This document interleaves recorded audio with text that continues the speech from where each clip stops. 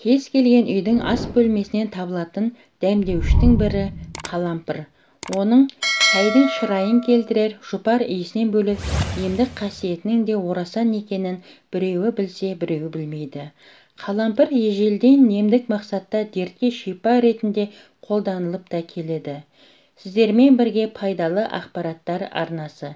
Видеоны көрмес бұрын арнаға тіркеліп, қоңыраушаны баса кетіңіз. Сіздің оп-оңай болмашы ғана әрекетіңіз бізді шабыттандырады.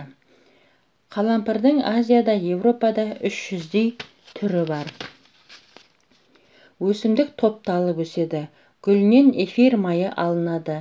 Қалампырдың емдік қасиеті өте жоғары. Халықтық емде тұнба қайнатпа ретінде қолданады. Тұнба үшін бір ас қасық қалампырды 1 литр қайнаған суға салып тұндырып қоясыз.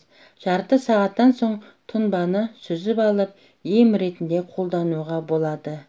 Ауыз қуысы ауруларын емдеуге қабілетті. Ауыз уылғанда, тіс жегі түскенде, ауыздан жағымсыз иіс шыққанда қалампырдың көмегіне жүгініңіз. Ем үшін бір тал қалампырды аузыңызға салып 15 минуттай шайнайсыз. Емді 1-2 рет қайталаған соң оң нәтиже береді. Қан қысымыңыз түсіп кетсе, аузыңызға 1-2 қалампырды салыңыз. 10 минут ішінде қан қысымын қалпына келтіресіз. Тамағыңыз ауыра бастағанда, ангина кезінде, бадамша без қабынғанда қалампыр тұнбасының көмегіне жүгініңіз. Күніне 1-2 рет тамағыңызды шайсаңыз, ауруыңыздан жазыласыз.